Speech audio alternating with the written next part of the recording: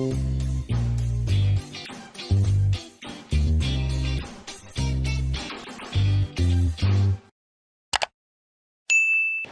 நான் உங்கள் Shabdina. Welcome back to Shabdina's kitchen. எல்லோரும் எப்படி இருக்கீங்க? நல்லா இருக்கீங்களா? இனி நம்ம கிச்சனில் பார்க்க போகிற ரெசிபி என்னென்னா கிரில் சிக்கன், அதுக்கப்புறம் வந்து பனானா கேக்.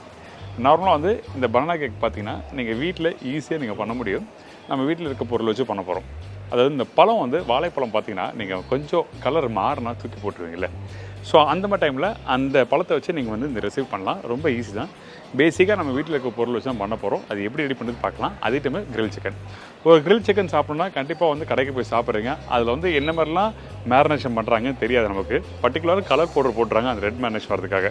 இன்றைக்கி அந்த மாதிரி கலர்லாம் எதுவும் போடாமல் அந்த கிரில் சிக்கனை ப்ராப்பராக எப்படி வந்து தயிரில் அந்த மசாலா போட்டு எப்படி மிக்ஸ் பண்ணுறோம், எதுக்காக வந்து அந்த மஸ்டர்ட் ஆயில் யூஸ் பண்ணுறோம், இந்த மாதிரி விஷயம் நிறைய பார்க்க போகிறோம். அது மட்டும் இல்லை, இந்த 2 ரெசிபி பண்ணுறதுக்கு நம்ம வீட்டு கிச்சனுக்கு வந்திருக்க அகோரோ அவன் வச்சு நம்ம பண்ண போகிறோம். இந்த அகோரோ அவன் பார்த்தீங்கன்னா ஏகப்பட்ட ஃபெசிலிட்டிஸ் இருக்குது. நம்ம அகோரோ அவன் பார்த்தீங்கன்னா 60 லிட்டர்ஸ் அவன் வந்திருக்கு. இந்த அவனில் தான் ரெண்டுமே எப்படி ப்ராப்பராக குக் பண்ணுறது சொல்லி நமக்கு ப்ராப்பராக சொல்லி தரப்போகிறேன்.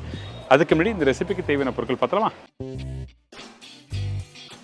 பனானா கேக் தேவையான பொருட்கள்: banana 150 gram, brown sugar 150 gram, maida 150 gram, முட்டை 3 நம்பர், கண்டென்ஸ்ட் மில்க் 50 ml, தயிர் 50 ml, cinnamon powder 1/2 teaspoon, baking soda 5 gram, vanilla essence 1 teaspoon, refined oil 100 ml. இதாங்க இந்த ரெசிபிக்கு தேவையான பொருட்கள். இந்த ரெசிபி பண்ணுறதுக்கு முன்னாடி நம்ம கிச்சனுக்கு வந்திருக்க அகோரோ அவனை பற்றி தான் பார்க்க போகிறோம். அதாவது இந்த அவனோட கெப்பாசிட்டி பார்த்தீங்கன்னா 60 லிட்டர்ஸ். இங்கே வந்து மல்டிபிள் ஆப்ஷன் கொடுத்துருக்காங்க. அதாவது கீழே பார்த்தீங்கன்னா டைமிங் வந்து எப்படி ஃபிக்ஸ் பண்ணுறது, அதுக்கு மேலே பார்த்தீங்கன்னா ஃபங்க்ஷன். அந்த ஃபங்க்ஷன் பார்த்தீங்கன்னா அந்த கிரில் பண்ணுறதோ இல்லை ஃபேன் மாதிரி ரொட்டேட் பண்ணுறதுக்கோ அதுக்கு ஆப்ஷன் கொடுத்துருக்காங்க.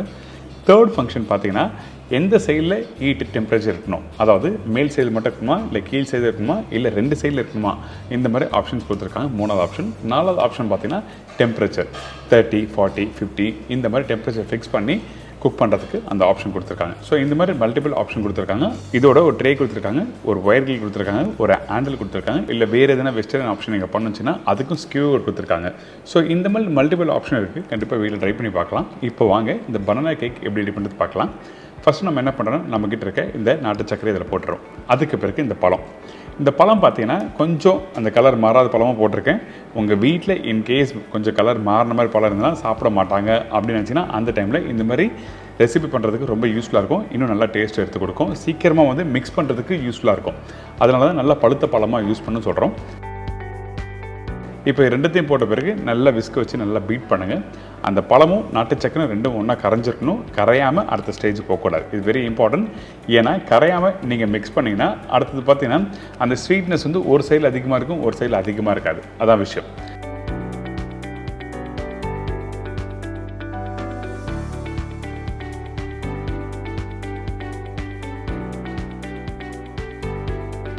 இந்த மாதிரி நல்லா மிக்ஸ் பண்ணிவிட்டு அடுத்தது பார்த்திங்கன்னா இந்த எக்கு போடுறோம், அதாவது முட்டை. இந்த முட்டை பார்த்திங்கன்னா நான் குவான்டிட்டி வந்து 3 பீஸ் சொல்லியிருப்பேன். ஆனால் இங்கே வந்து கொஞ்சம் அதிகமாக போடுறோம். ஏன்னா நான் பண்ணுற டபுள் குவான்டிட்டி. இங்கே இருக்க டீம் மெம்பர்ஸ் எல்லோரும் நிறைய பேர் இருக்காங்க. அதனால் கொஞ்சம் அதிகமாக பண்ணுறோம். நீங்கள் வீட்டில் ஒருத்தருக்கு ஒரு மூடில் பண்ணுறதுக்கு தேவையான அளவு மட்டும் தான் மெஷர்மெண்ட் நான் கொடுத்துருக்கேன். ஸோ அதனால் நீங்கள் அதுக்கேற்ற மாதிரி நீங்கள் வீட்டில் பண்ணிக்கோங்க. இதுக்கப்புறம் அந்த நாட்டு சக்கரை, வாழைப்பழம், அதுக்கப்புறம் வந்து இந்த முட்டையும் நல்லா போட்டு நல்லா மிக்ஸ் பண்ணுங்கள். மிக்ஸ் பண்ணி முடித்த பிறகு அடுத்தது நம்மக்கிட்ட இருக்க தயிர் போடுறோம். இந்த தயிர் வந்து அந்த புளிப்புத்தன்மை, அந்த நாட்டு சக்கரை, பழம் எல்லாமே கொஞ்சம் அந்த அடுத்த ஸ்டேஜுக்கு எடுத்து போகிறதுக்கு இந்த தயிரோட ரோல் யூஸ் ஆகுது. அதேமாதிரி கண்டென்ஸ்ட் மில்க், அந்த ரிச்னஸ் கொடுக்கறதுக்காக இந்த கண்டென்ஸ்ட் மில்க் யூஸ் பண்ணுறோம். இதுக்கு பிறகு வெனிலா எசன்ஸ் போட்டிருக்கோம். இந்த வெனிலா எசன்ஸ் எதுக்காக யூஸ் பண்ணால் அந்த முட்டையோட வாசனை வராமல் இருக்கிறதுக்காக நம்ம வெனிலா எசன்ஸ் யூஸ் பண்ணுறோம். இதில் உங்களுக்கு வேறு எதுனா ஃப்ளேவர் வேணும்னு வச்சிங்கன்னா கண்டிப்பாக அதில் யூஸ் பண்ணிக்கலாம். அது நல்ல குவாலிட்டியாக செக் பண்ணி பண்ணுங்கள். இந்த மாதிரி லிக்விடாக இருக்கிற எல்லா பொருளையும் வந்து நல்லா மிக்ஸ் பண்ணி எடுத்து வச்சிடறோம். அடுத்தது ட்ரை இன்க்ரீடியன்ஸ்.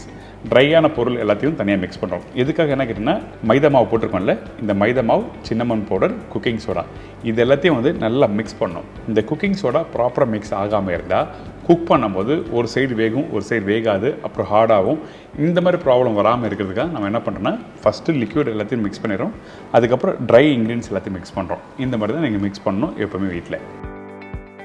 பார்த்திங்கன்னா நல்லா மிக்ஸ் பண்ணியாச்சில். மிக்ஸ் பண்ணி எடுத்திங்கன்னா இந்த மாதிரி பக்குவத்தில் இருக்கும். இதுக்கப்புறம் இது 2த்தையும் நல்லா மிக்ஸ் பண்ண ஆரம்பிக்கிறோம்.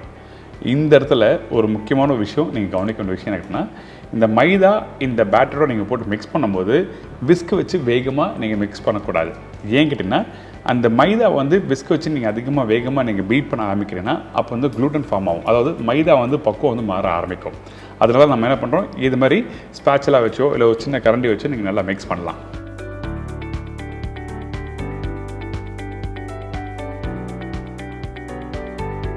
இந்த மாதிரி ப்ராப்பராக நல்லா மிக்ஸ் பண்ணி எடுத்துருங்க. மைதா அங்கங்கே கெட்டிக்கிட்டே இருக்கக்கூடாது, ரொம்ப இம்பார்ட்டன்ட். ப்ராப்பராக மிக்ஸ் பண்ணி எடுத்து முடிச்ச பிறகு கடைசியாக தான் ஆயில் யூஸ் பண்ணணும். எதுக்காக கடைசியாக ஆயில் யூஸ் பண்ணுறேன்னா, நீங்கள் எடுத்த உடனே ஆயில் போட்டால் இன்னொரு பொருளும் இன்னொன்று சேர்க்கறதுக்கு கொஞ்சம் கஷ்டமாக இருக்கும். அதனால தான் எல்லா பொருளையும் நல்லா மிக்ஸ் பண்ணி முடிச்ச பிறகு ஆயில் போடுறோம். இதான் விஷயம், நல்லா புரிஞ்சுக்கோங்க. இந்த ஆயில் போட்ட பிறகு மிக்ஸ் பண்ணும்போது சரியாக மிக்ஸ் ஆகலைன்னா அந்த டைமில் விஸ்க் யூஸ் பண்ணுங்கள். அப்போ கூட விஸ்க் யூஸ் பண்ணக்கூட மெதுவாக மிக்ஸ் பண்ணணும். அப்போ தான் உங்களுக்கு வந்து ஒன்றோட ஒன்று சேர ஆரம்பிக்கும். இந்த இடத்துல நம்ம ஏற்கனவே மைதா போட்டிருக்கோம், அதனால் வேகமாக மிக்ஸ் பண்ணாதீங்க. சரிங்களா? மிக்ஸ் பண்ணி முடித்த பிறகு இந்த மாதிரி தான் இருக்கும். அதுக்கப்புறம் ஒரு மோல்டு எடுத்துக்கோங்க. இந்த மோல்டு பார்த்தீங்கன்னா 2 விதமான மோல்டில் போட போகிறேன். ஒன்று வந்து பார்த்தீங்கன்னா பனானா அரேஞ்ச் பண்ண போகிறோம், இன்னொன்று வந்து பிளெயினாக பண்ண போகிறேன். இந்த மோல்டில் பார்த்தீங்கன்னா கொஞ்சம் ஆயில் அப்ளை பண்ணுறோம். ஆயில் இல்லை பட்டர் அப்ளை பண்ணலாம், எது உங்களுக்கு வசதியாக இருக்கோ அதுக்கேற்ற மாதிரி நீங்கள் யூஸ் பண்ணிக்கலாம். இப்போ ஆயில் அப்ளை பண்ணியாச்சா? இதுக்கப்புறம் நம்ம என்ன பண்ணுறோன்னா கொஞ்சம் மைதா எடுத்து எல்லா பகுதியிலையும் வந்து டஸ்ட் பண்ணுறோம். எதுக்காக இந்த மாதிரி பண்ணுற கேட்டேன்னா, அந்த பேட்டர் வந்து குக் பண்ணி முடிச்ச பிறகு ஒன்றோட ஒன்று ஒட்டாமல் இருக்கிறதுக்காக. நான் எனிவே வந்து நான்ஸ்டிக் தான் யூஸ் பண்ணுறேன். பட் இருந்தாலும் நீங்கள் நார்மல் மோல்டில் யூஸ் பண்ணும்போது இந்த மாதிரி விஷயம்லாம் நீங்கள் வீட்டில் கரெக்டாக பண்ணணும். ஒரு சின்ன பேப்பரும் வச்சுருக்கேன். நீங்கள் வீட்டில் பேப்பர்லாம் வெறும் மைதாவும் ஆயிலும் யூஸ் பண்ணிட்டு நீங்கள் பண்ணலாம். பேப்பரும் இருந்தாலும் நீங்கள் பேப்பரும் வச்சு பண்ணலாம். இதுக்கப்புறம் ரெடி பண்ணி வச்சுருக்கேன் அந்த பேட்டரை இந்த மோல்டில் ஊற்றின பிறகு கொஞ்சம் லைட்டாக ஷேக் பண்ணுங்கள். ஏன் கேட்டிங்கன்னா ஏர் பிளாக் இருக்கும். அந்த ஏர் பிளாக் வந்து ரிலீஃப் ஆனால் தான் குக் பண்ணும்போது ப்ராப்பராக வரும். அதனால தான் இந்த மாதிரி லைட்டாக ஷேக் பண்ணிட்டு குக் பண்ண சொல்கிறேன். அடுத்தது இன்னொரு மோல்டில் போட்டிருக்கோம். உங்களுக்கு இன்கேஸ் கொஞ்சம் கார்னிஷ் வேணும், பார்க்குறதுக்கு கொஞ்சம் பழமாக இருக்கணும், அந்த பழம்லாம் குக் பண்ணி முடிச்ச பிறகு பார்த்தா நல்லாயிருக்கும் அப்படின்னு நினச்சின்னா அந்த டைமில் இந்த மாதிரி நேந்திரம் பழம் ஒரு பழத்தை தின் ஸ்லைஸை கட் பண்ணி முடிச்ச பிறகு 1 by 1 நீங்கள் அரேஞ்ச் பண்ணுங்கள். ரொம்ப திக்கான பழம் வேண்டாம், தின் ஸ்லைஸ் பழமாக இருந்தால் ரொம்ப நல்லாயிருக்கும். அதனால தான் தின் ஸ்லைஸை கட் பண்ணிட்டு ஒன்றுக்கு மேலே ஒன்று அழகாக அரேஞ்ச் பண்ணி வச்சுருக்கேன்.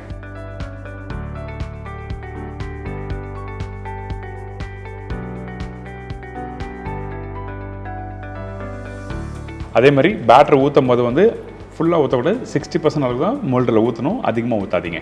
அடுத்தது பார்த்தீங்கன்னா இந்த அவனை வந்து ப்ரீ செட் பண்ணி நம்ம குக் பண்ணுறோம். எப்போவுமே நீங்கள் வீட்டில் அவனை யூஸ் பண்ணினா நீங்கள் ப்ரீ ஹீட் பண்ணியிருக்கணும். இந்த ஹீட் டெம்பரேச்சர் ப்ராப்பராக இருந்தால் தான் வரும். அதனால் நம்ம என்ன பண்ணுறோம், ஃபஸ்ட்டு 10 minutes செட் பண்ணியிருக்கோம். அடுத்தது வந்து கிரில்லா இல்லை ஃபேனா இல்லை மோல்டா எப்படி கேட்போம், அந்த ஃபேன் ஃபங்க்ஷனில் வச்சுருக்கோம்.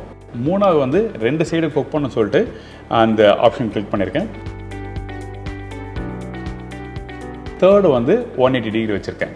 இதெல்லாம் வச்சுட்டு ரீஹீட் பண்ணிவிட்டு திருப்பியும் 10 நிமிஷம் கழிச்சு நம்ம ரெடி பண்ணி வச்சுருக்கேன் அந்த பனானா கேக் மோல்டு இருக்குது பார்த்தீங்களா, அந்த மோல்டு தூக்கி உள்ளே ப்ளேஸ் பண்ணுங்கள்.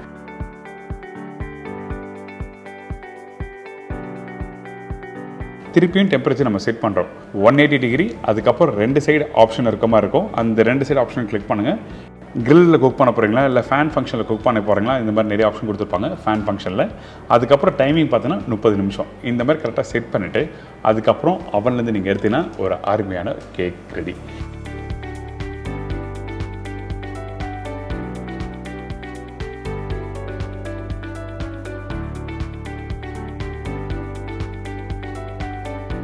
இந்த பனானா கேக் குக் பண்ணி முடித்த பிறகு உங்களுக்கு இன்கேஸ் அந்த கேக் வந்து ட்ரை ஆகாமல் இருக்கணும் அப்படின்னு நினச்சிங்கன்னா அந்த டைமில் பால் இருக்குது பார்த்தீங்களா, அந்த பாலை வந்து குக் பண்ண பால் கூட யூஸ் பண்ணலாம், ஒன்றும் தவறு இல்லை. அந்த பால் எடுத்து ஜஸ்ட் லைட்டாக மேலே அப்ளை பண்ணுங்கள், ட்ரை ஆகாது. இதுதான் விஷயம்.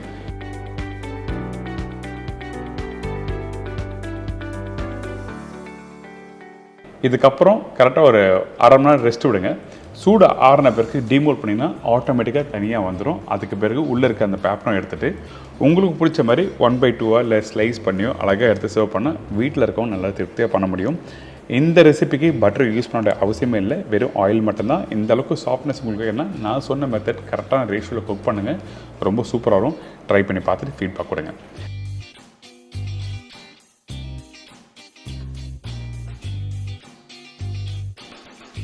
இந்த மாதிரி கட் பண்ணிட்டு அழகாக ப்ரெசென்ட் பண்ணி எடுத்து நீங்கள் ஜாலியாக என்ஜாய் பண்ணி சாப்பிட்லாம். கண்டிப்பாக ட்ரை பண்ணி பாருங்கள். இது வந்து ஸ்கூல் லஞ்ச் பாக்ஸ்லையும் கொடுத்தப்பலாம், ஆஃபீஸ்க்கும் கொடுத்தப்பலாம், வீட்டில் யாராவது கெஸ்ட் வந்தாலும் கொடுக்கலாம். அந்தளவுக்கு ஒரு அருமையான ரெசிபி கண்டிப்பாக பண்ண முடியும். அடுத்தது நம்மக்கிட்ட இருக்க அகோரா அவனில் வந்து நம்ம என்ன பண்ண போனால் கிரில் சிக்கன் பண்ண போகிறோம். எவ்ரி சண்டே சம்திங் டிஃப்ரெண்ட்டாக பண்ணணும்ல, அதனால தான் வந்து கிரில் சிக்கன் பண்ண போகிறோம். இப்போ இந்த ரெசிபி தேவையான பொருட்கள் பார்த்தலாம்.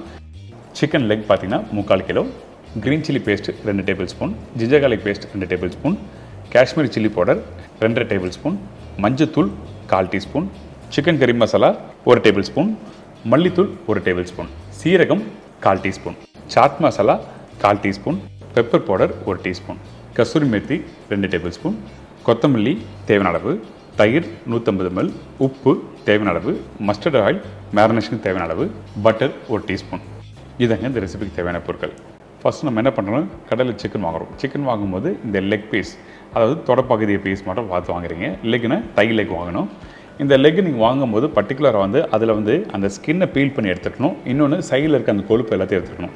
இந்த மாதிரி ரெசிபிகள் பண்ணும்போது பர்டிகுலராக இது கவனமாக இருந்து நீங்கள் கடையில் செக் பண்ணி வாங்கணும்.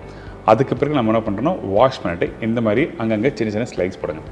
எதுக்காக எதுமாக பண்ணுறோன்னா நம்ம பண்ண போகிற மேரினேஷன் வந்து கரெக்டாக அந்த சிக்கனில் உள்பகுதியெலாம் நல்லா மேரினேட் பண்ணால் தான் கரெக்டாக வந்து நீங்கள் குக் பண்ணி முடிக்கும்போது அந்த காரம் அந்த புளிப்பு எல்லாமே இருக்கும். அப்படி இல்லைன்னா மேல் பகுதியில் தான் மசாலா இருக்குமே தவிர குக் பண்ணி முடிச்ச பிறகு மசாலா உள்ளே இறங்காது. இதுதான் விஷயம். அதனால் இந்த மாதிரி ஒரு 3 லைன் இல்லை 4 லைன் போட்டால் போதும், அதிகமாக வேண்டாம். மேரினேஷன் பார்த்திங்கன்னா 2 விதமாக பண்ண போகிறோம். ஒன்று வந்து ஒரு பேசிக் அந்த சிக்கனில் வந்து காரத்தன்மை இறங்குறதுக்காக நம்ம என்ன பண்ணுறோம், 1 table spoon mustard oil use பண்ணுறோம்.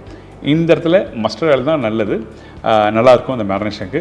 அப்படி இல்லாதவங்க நீங்கள் ரீஃபைண்ட் ஆயில் யூஸ் பண்ணலாம். ஒரு ஆப்ஷனாக கொடுத்துருங்க. ஃபஸ்ட்டு மஸ்டர்ட் ஆயில் ப்ரிஃபரன்ஸாக எடுத்துக்கங்க. அதுக்கப்புறம் நம்ம என்ன பண்ணுறோம், இந்த பச்சை மிளகா பேஸ்ட்டு, இந்த பச்சை மிளகா பேஸ்ட்டு 90%, அதுக்கப்புறம் இஞ்சி பூண்டு பேஸ்ட்டு, உப்பு, இது எல்லாத்தையும் ஒன்றா போட்டு நல்லா மிக்ஸ் பண்ணுறேங்க. இது எதுக்காக நம்ம பண்ணுறோன்னா அந்த உப்பு தன்மை அந்த சிக்கனில் மிக்ஸ் ஆகும்போது ஜூஸியாக இருக்கும். இன்னொன்று அந்த பச்சை மிளகா காரம் இருக்கும். அந்த இஞ்சி பூண்டு பேஸ்ட்டு பார்த்திங்கன்னா அந்த அந்த சிக்கனோட அந்த ஸ்மெல் போகும். அதனால தான் இந்த மாதிரி எல்லாத்தையும் ஒன்றா போட்டு மஸ்டர்ட் ஆயிலில் போட்டிருக்கோம். மஸ்டர்ட் ஆயில் எல்லாத்தையும் ஒன்றா சேர்க்கறதுக்காக அந்த இடத்துல யூஸ் பண்ணுறோம். இதுதான் விஷயம், நல்லா புரிஞ்சுட்டு பண்ணுங்கள். இதுக்கு பிறகு நம்ம என்ன பண்ணுறோம், அந்த ஃபஸ்ட்டு மேரினேஷன் எடுத்து அந்த சிக்கனில் வந்து எல்லா பகுதியிலும் அப்ளை பண்ணுறோம். மேல் பகுதி, கீழ் பகுதி. பர்டிகுலராக நம்ம என்ன பண்ணுறோன்னா அந்த சிக்கன் பீஸ் கட் பண்ணியிருக்கோம்ல, ஸ்லைஸ் போட்டிருக்கோம்ல, அந்த இடத்துல கரெக்டாக அப்ளை பண்ணுங்கள். அப்போ தான் அந்த காரம்லாம் உள்ளே இறங்க ஆரம்பிக்கும்.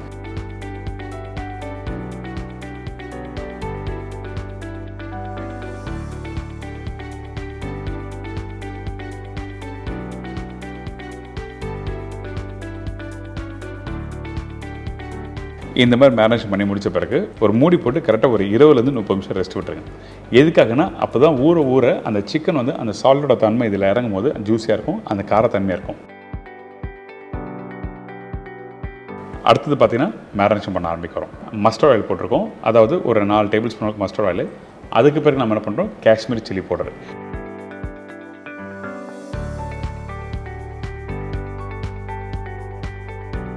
இதுக்கு பிறகு இஞ்சி பூண்டு பேஸ்ட்டு. இஞ்சி வந்து 4 மடங்கு, பூண்டு வந்து 6 மடங்கு. இதுதான் ரேஷு. அதுக்கேற்ற மாதிரி டேபிள் ஸ்பூன் மெஷர்மெண்ட்டில் போட்டுங்க. உப்பு தேவையான அளவுக்கு. உப்பு போடும்போது பார்த்து போடணும். ஏற்கனவே ஃபஸ்ட்டு மேரினேஷன் உப்பு போட்டிருக்கோம், இதுலேயும் உப்பு போடுறோம், அதெல்லாம் பார்த்து போடுங்க. அதுக்கப்புறம் மஞ்சள் போடுறோம்.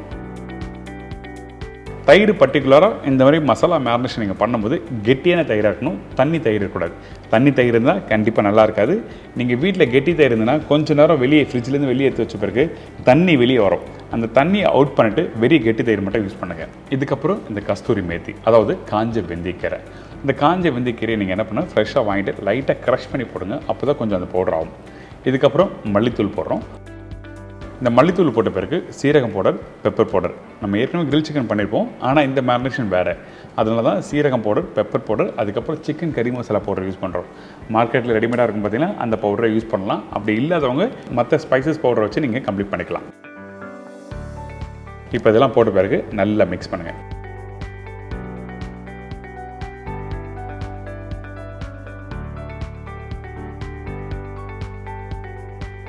மிக்ஸ் பண்ணி முடித்த பிறகு நல்லா கெட்டியாக இருக்கா, இந்த மாதிரி தான் இருக்கணும். அதனால் தயிரை வந்து கெட்டியான பக்குவத்தில் யூஸ் பண்ண சொல்கிறேன். இதுக்கப்புறம் மேரினேட் பண்ணி வச்சுருக்க அந்த சிக்கனில் வந்து இந்த மசாலாவை அப்ளை பண்ணுறீங்க. நல்லா பின்பகுதி, முன்பகுதி, அதுக்கப்புறம் கட் பண்ணி வச்சுருக்க அந்த சைட்லலாம் நல்லா ரப் பண்ணுங்கள். Very very important. அதே டைமில் ரொம்ப அதிகமான மசாலா வேண்டாம், தேவையான மசாலா மட்டும் போட்டு நீங்கள் கரெக்டாக வச்சுருங்க.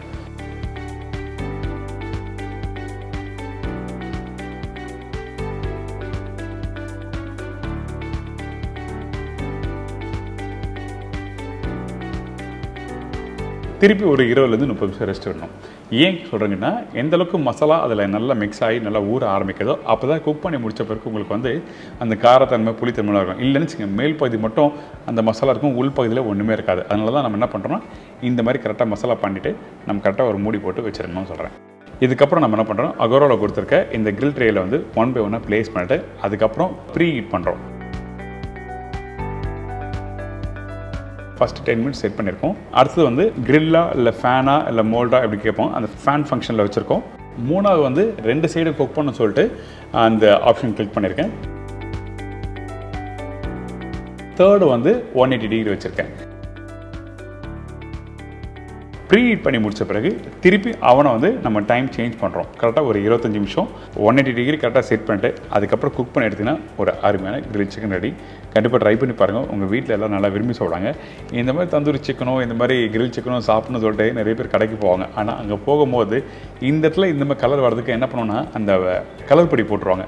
அந்த மாதிரி கலர் பொடிலாம் போடாமல் நல்லா ப்ராப்பரான ஸ்பைசஸ் வச்சு எப்படி வீட்டில் பண்ணணும்னு சொல்லிட்டு சொல்லி கொடுத்துருக்கேன். ட்ரை பண்ணி பாருங்கள்.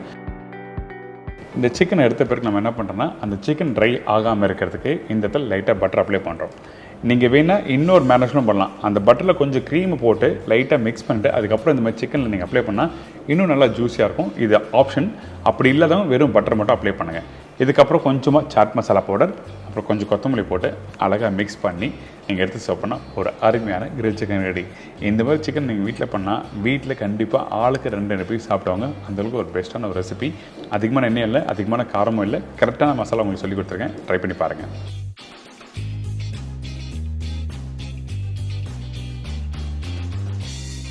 என்னங்க இந்த அகோரோ அவனை வச்சு நம்ம பண்ணும்போது உங்களுக்கு எப்படி ப்ராப்பராக ஒரு கேக் எப்படி பண்ணுறது, அப்புறம் கிரில் சிக்கன் எப்படி குக் பண்ணுறது, இந்த மாதிரி விஷயங்கள் உங்களுக்கு சொல்லி கொடுத்துருக்கோம். ட்ரை பண்ணி பாருங்கள். உங்கள் எல்லாருக்கும் ரொம்ப பிடிக்கும். எவ்ரி சண்டே சம்திங் டிஃப்ரெண்ட்டாக நீங்கள் பண்ணணுச்சுன்னா அந்த டைமில் இந்த ரெசிபி ட்ரை பண்ணி பார்க்கலாம். அது மட்டும் இல்லை, நம்ம வீட்டுக்கு யாராவது கெஸ்ட்டு வந்தாங்க, பர்த்டே ஃபங்க்ஷன் கொண்டாடணும், அப்போது ஏதோ சின்னதாக கேக் பண்ணணுச்சின்னா அது நீங்களே பண்ணி கொடுத்தீங்கன்னா ரொம்ப சந்தோஷமாக இருக்க மக்கள் எல்லாம் ட்ரை பண்ணி பார்ப்பாங்க. ட்ரை பண்ணி பாருங்கள். நாளைக்கு ஒரு புது ரெசிபி சந்திக்கிறேன். நன்றி, வணக்கம். See you, bye, take care.